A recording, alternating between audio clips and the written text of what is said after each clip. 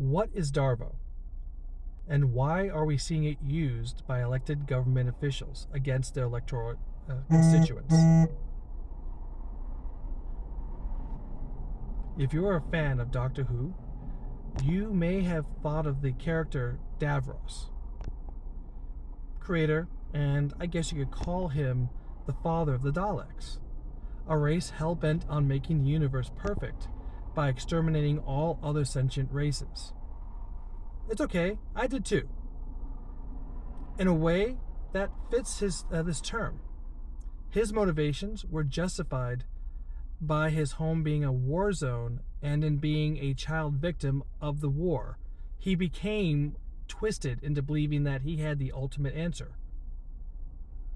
In the show, if a character was strong enough to oppose him, he would gaslight them relentlessly about how their friends were just as bad as his Daleks, or how he was weak and needed the Doctor to help him.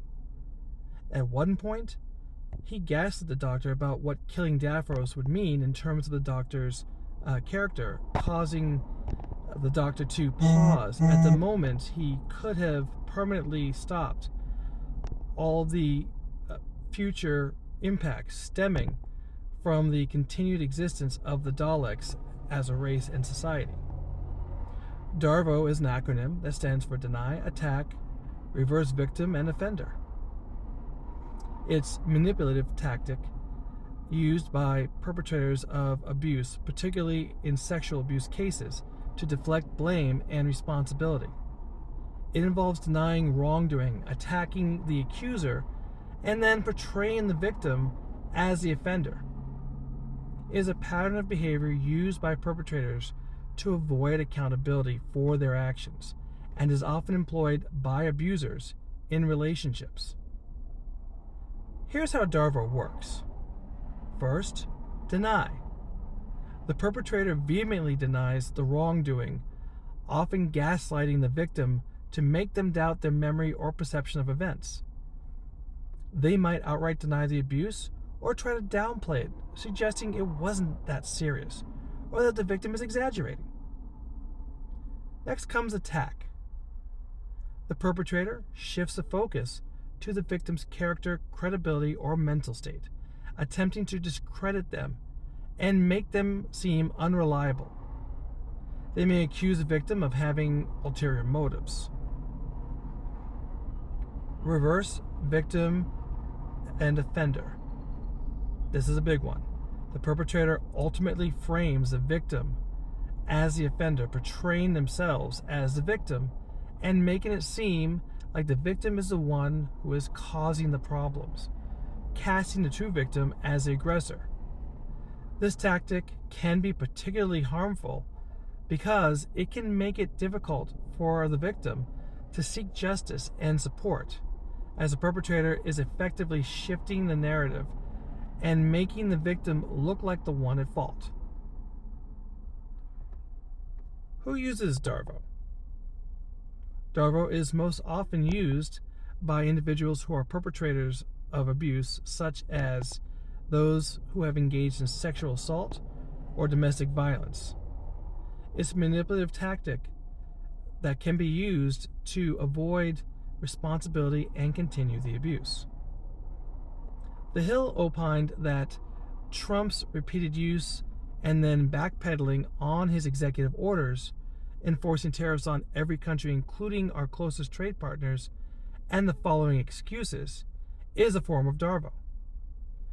It goes deeper when we realize that the trade agreement that he is allegedly fighting against is one he negotiated and signed during his last term in office, while blaming Biden for unrelated concerns to convince the American public that this is necessary. On a less consequential note, Trump posted an image depicting himself as the next pope on his own social media network platform, Truth Social, where the image appeared on his own personal account. After the complaints started rolling in, he claimed anyways, that he didn't know where it came from, that it must be artificial intelligence. Apparently, there is no way he can be held accountable for something that was posted to an account that he is the only person who has the access. Pete Hegseth has openly started playing this game too. In Signalgate Part 1, he blamed the reporter that was erroneously included in the Signal group chat for leaking the chat, to the public. In Signalgate Part 2, yes, it happened again. He claimed again and blamed the so-called leakers that this was something that was their fault. This blaming ignores the fact that the common factor in all of these leaks is him and his constant use of group chats to discuss sensitive government defense secrets. And the list goes on and on and on. This is how they keep us all on the defensive. It's not about winning. It's certainly not about the greater good. If we can be convinced that our concerns are invalid because any ill effects of their actions are somehow our fault, it becomes more difficult to fight back.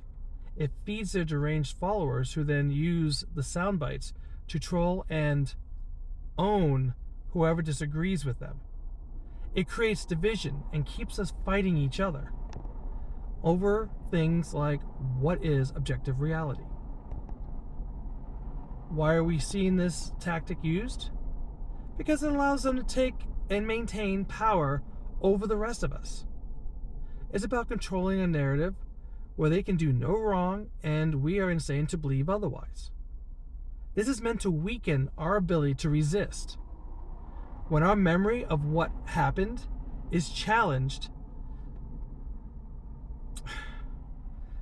George Orwell wrote, "And when memory failed and written records were falsified, when that happened, the claim of the party to have improved conditions of human life had got to be accepted, because there did not exist and never again could exist any standard against which it could be tested." That's what I have for this week. Until next time, remember, you have a voice. It's imperative that you don't let anyone silence you. If you like this content, please like and subscribe for more videos like this. Ring the bell for updates. It does really help the channel.